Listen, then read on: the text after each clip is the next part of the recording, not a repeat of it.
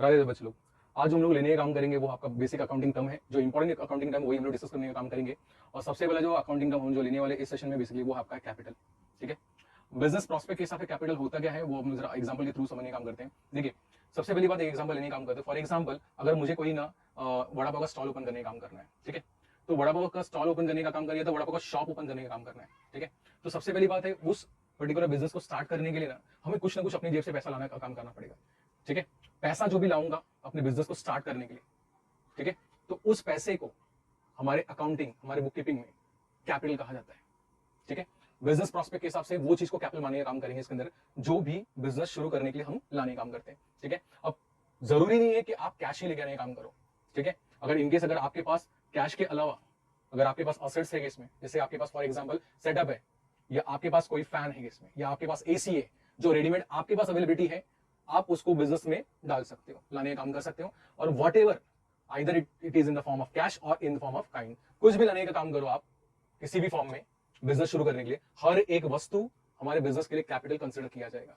ठीक है, तो फटाफट इसके मीनिंग को जरा समझ लेते हैं। फिलहाल किस तरह से दिया है, the total amount invested into the business by the owner is called capital. समझने का काम करना कि ये बिजनेस में जो भी ओनर लाएगा, अंडरस्टैंड करना, ओनर कुछ भी बिजनेस में इन्वेस्ट करेगा, चाहे वो कैश के फॉर्म में हो चाहे किसी भी फॉर्म में, ठीक है, तो उसे कैपिटल कहा जाएगा। क्लियर है पॉइंट तुम्हारा। और एक बात याद रखने का काम करना, अगर अदर पर्सन कोई आपकी कंपनी में या अपने बिजनेस में आपके इन्वेस्ट करने का काम कर रहे हैं तो उसको कैपिटल नहीं माना जाएगा।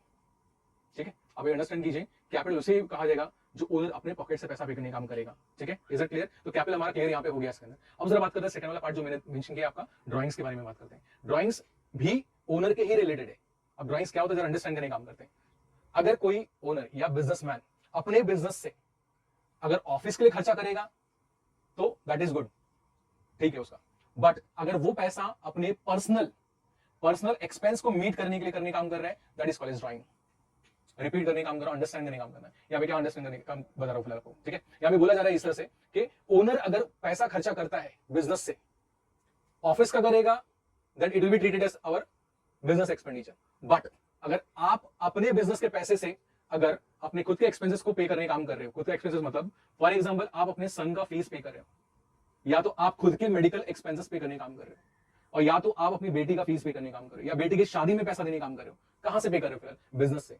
तो वॉट एवर, चाहे वो कैश के फॉर्म में हो चाहे वो काइंड के फॉर्म में, whatever X Y Z, ठीक है। बट एक बात याद रखना, बिजनेस से कोई भी चीज ओनर लेके जाएगा पर्सनल यूज के लिए, वो सब चीज को ड्रॉइंग्स कंसिडर किया जाएगा।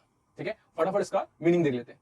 द अमाउंट ऑफ कैश और value of goods, assets, goods हो या असेट्स हो, withdrawn from business by the owner, understand करना, by the owner for personal use called as drawing. Example यहां पे दिए, owner pays college fees of his son और pays for his medical expense.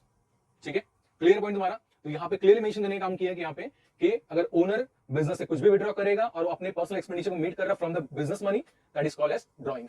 ठीक है, होप सो आपको ये basic terminology एकदम क्लियर होगा। Thank you, Radhe Radhe.